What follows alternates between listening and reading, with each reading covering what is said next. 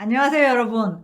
오늘 스캔에서는 최근 일론 머스크를 제치고 세계 최고 부자 자리에 오른 베르나르 아르노라는 인물에 대해서 알아보겠습니다. 그리고 아르노의 럭셔리 제국 LVMH에 대해서도 알아보도록 하겠습니다. 네, 베르나르 아르노 LVMH 회장은 1949년생입니다.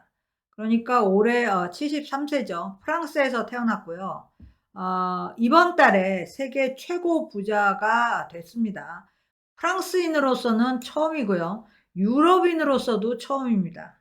개인 자산 규모는 포브스 계산으로는 1,800억 달러, 그리고 블룸버그 계산으로는 그보다 한 100억 달러 적은 1,700억 달러 정도 됩니다. 일론 머스크가 세계 1위 부자로 처음 등극한 것은 작년 초였습니다. 머스크 재산의 대부분을 차지하던 테슬라 주가가 급등하면서 머스크가 1위가 됐습니다. 그런데 테슬라 주가가 곧 다시 내려앉았어요. 그러면서 1위 자리도 내줬는데, 그런데 작년 중반 이후 주가가 다시 크게 급등하면서 1위 자리 재탈환했습니다.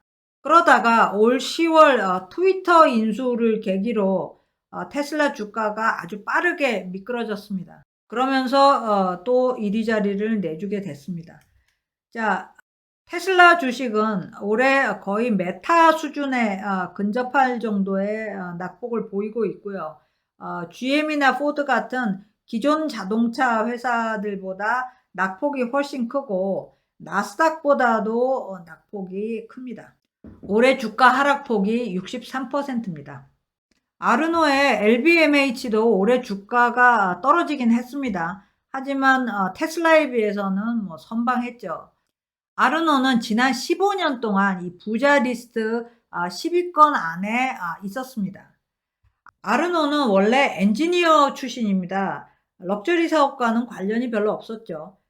프랑스의 최고 명문 공과대학인 에콜 폴리테크닉을 졸업했고요. 졸업하자마자 아버지 건설회사에 들어갔습니다. 건설업을 하면서 또 부동산 사업으로 진출하기도 했죠. 그러다가 1985년에 부싹이라는 섬유 복합 기업을 인수를 합니다. 그런데 인수하고 곧바로 이 사업을 다 접습니다. 수천 명을 해고를 하죠. 그래서 사실 아르노가 이때 유명해집니다. 프랑스에서 보기 드문 이 대량 해고를 하면서 악명을 쌓은 겁니다. 부싹의 모든 사업을 다 없애고 딱 하나, 노른자 사업 하나만 남기는데 그게 크리스찬 디올입니다. 이걸 계기로 럭셔리 사업에 진출을 하죠.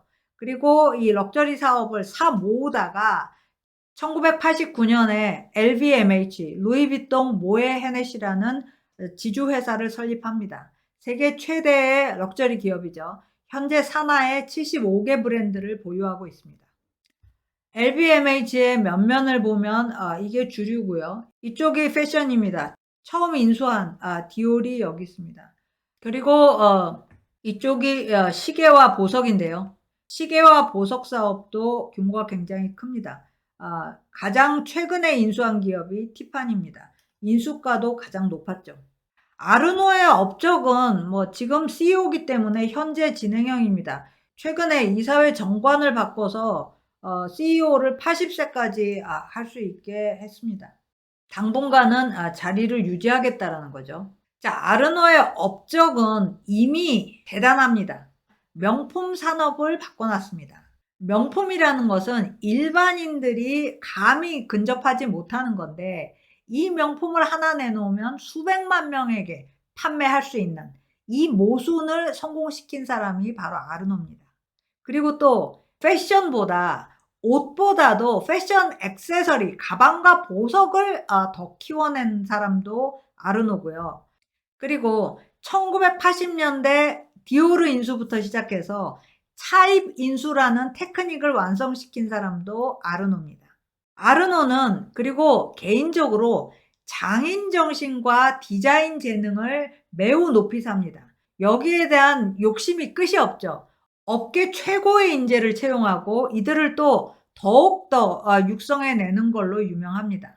LVMH의 모든 브랜드 책임자들은 직원들의 평점과 최근 실적을 볼 수 있습니다. 그래서 기회를 노리는 직원들은 경영자를 찾아가서 본인을 어필을 합니다. 새로운 기회를 얻어내죠. 그래서 LVMH는 개인들이 잠재력을 발휘하기에 더없이 좋은 직장으로 정평이 나 있습니다.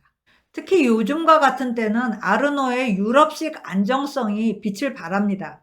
최고 부자들이 스스로 폭망한 경우가 많았죠. 일론 머스크는 트위터 인수로 자충수를 뒀고, 제프 베이조스는 이혼으로 재산을 분할했죠. 그리고 빌 게이츠는 마이크로소프트 주식을 진작에 매각해 버렸죠. 아르노가는 LVMH 지분 48%를 보유하고 있습니다. 그리고 자식 5명을 모두 이 경영에 참여를 시켰죠. 자, 아이폰은 30년 후에도 존재할 거라고 생각하냐? 이 질문은 아르노가 스티브 잡스에게 했던 질문입니다. 이때 스티브 잡스는 애플 스토어를 열기 위해서 아르노와 상의를 했죠. 이 질문에 대해서 스티브 잡스는 나도 잘 모르겠다라고 아주 난감해하면서 대답을 했다고 하는데요.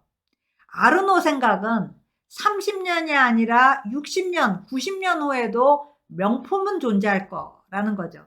그래서 아르노는 굉장히 사업에 대해서 장기적인 시각을 가지고 있습니다.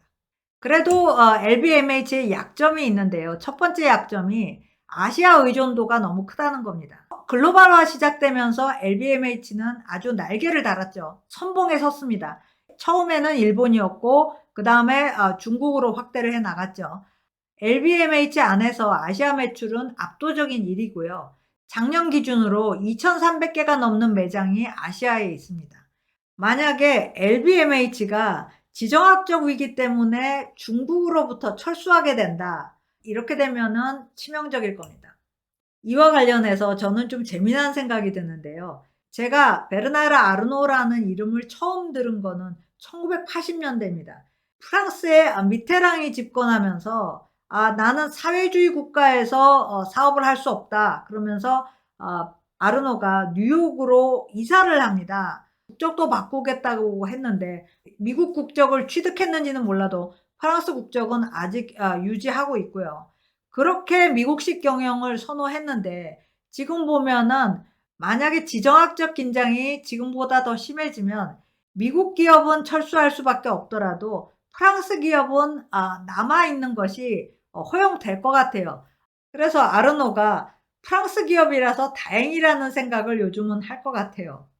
자, 두 번째 LVMH의 약점은 자본주의에서 일어나는 어쩔 수 없는 부의 차등은 사실 명품 판매에 유리합니다. 그렇지만 이 부의 격차가 도를 넘어서게 되면 명품의 존재에 불리하게 작용할 수 있습니다. 명품이라는 이미지에 부정적인 낙인이 찍히게 되는 거죠.